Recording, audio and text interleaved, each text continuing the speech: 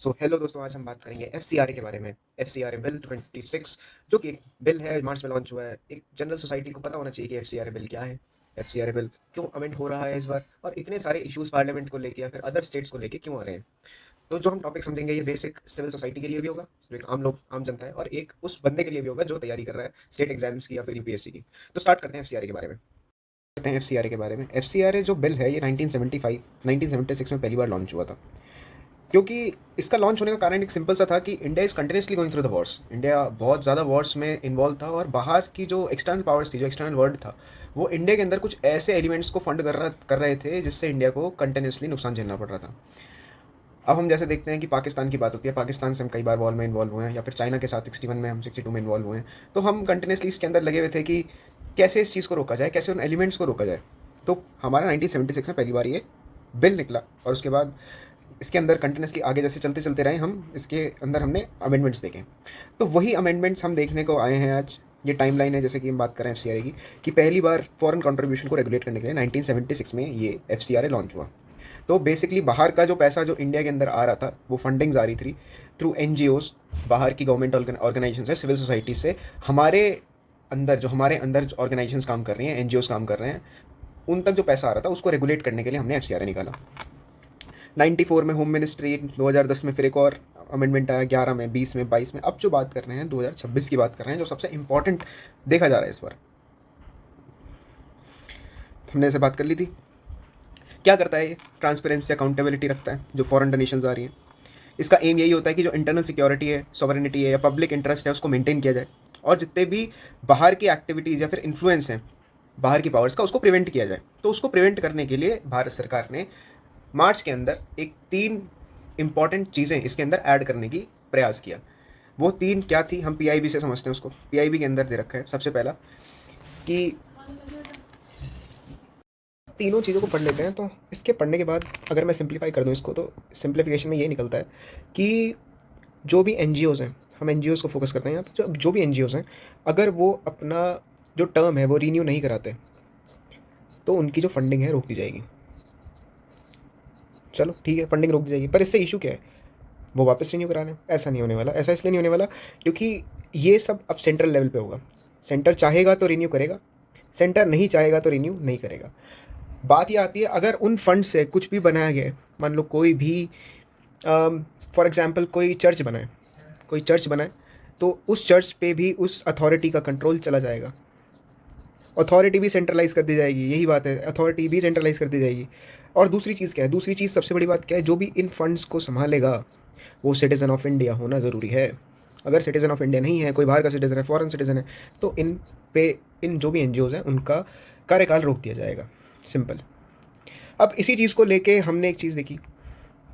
हमने चीज़ क्या देखी? यूएस के अंदर बहुत ही ज़्यादा बवाल हो रखा है। US law maker voices concern on FCRA amendments, कि ऐसा क्या हो गया यूएस के अंदर जो कंटिन्यूसली वहाँ पे इतना ज़्यादा बवाल हो रखे हैं।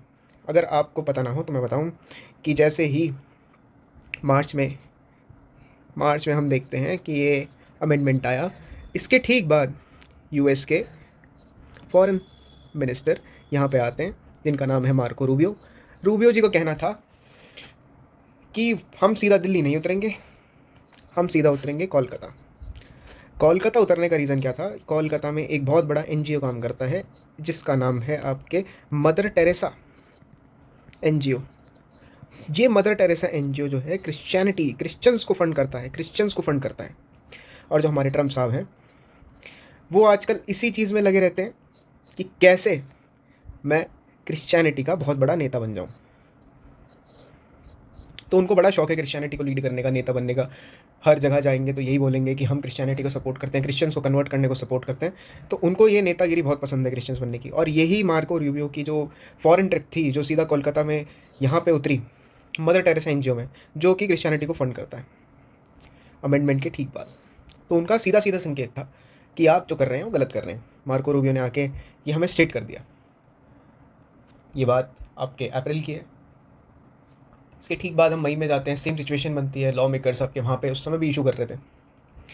देन हमको समझ आता है कि कई सारे स्टेट इंडिया के अंदर, जैसे कि मिज़ोरम ने हमारे जो अमेंडमेंट्स हैं इस वाले एफसीआर एक्ट को लेके, इसको उन्होंने नकारा है कि ये एक्ट जो आपका अमेंडमेंट है इसमें हम इसको नहीं मानते, और ये जो फाइल है सेंटर को सबमिट करी है इन्होंने, क्योंकि मिज़ोरम एक क्रिश्चियनिटी बेस्ड स्टेट है, क्रिश्चियन डोमिनेंट स्टेट है, और इसी डोमिनेंस की वजह से 70% क्रिश्चियन होने की वजह से उनके स्टेट में इन्होंने फंडिंग्स को लेके इशू जताया है अपना। और एक और इशू आया था केरला की तरफ से, इशू आया था कि केरला में भी स्पार्क्ड हुआ सेम चीज़, केरला में बहुत दिक्कत हुई है। केरला के अंदर भी इस बिल को, इस सर्टिफिकेट को कैंसिल, सरेंडर और सीज़ करने की बात करी गई है। अगर हम थोड़ा सा इतिहास में पीछे जाएं तो अगर हम बात करना चाहें तो एक इशू हुआ था खालिस्तान वाला। खालिस्तान के इशू में दो नाम बहुत प्रोमिनेंट थे, पन्नू जी और निज्जर जी। दोनों रिलेटेड थे वायलेंस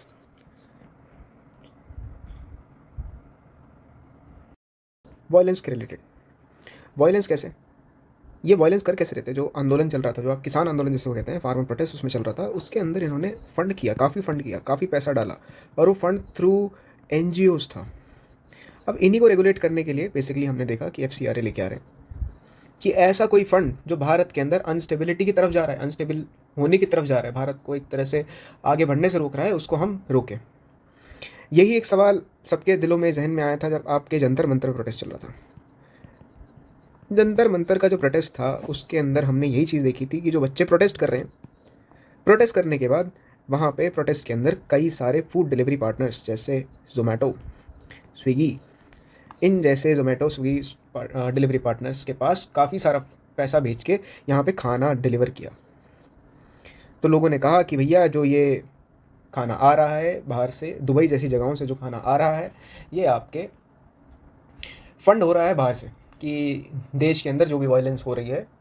कुछ ऐसे तत्व थे भी जहाँ पे वायलेंस हमने देखी कि बसों को जला दिया गया, फिर कांच फोड़े गए, वो लोग थे थोड़े वायलेंट लोग थे वहाँ पे।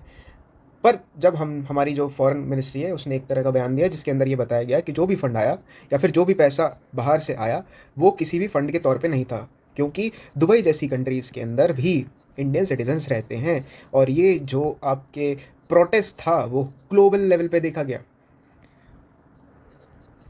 तो ग्लोबल लेवल पे देखने के बाद जो भी सिटीजन्स आपके इन सब कंट्रीज़ में रहते हैं उन्होंने एक तरह से खाना भेजा, और ये फ़ंड रिलेटेड नहीं है इन सब चीज़ों से। तो इसको हम क्लैरिटी देते हैं इस चीज़ पे। तो यही एक टॉपिक था FCRA का। इसमें जो अमेंडमेंट्स आती रहेंगी, जो चीज़ें आती रहेंगी, हम पार्लियामेंट्री डिबेट्स भी इसके अंदर देखेंगे। तो यही टॉपिक था, इसको यहीं समाप्त करते हैं हम। Thank you for the watching.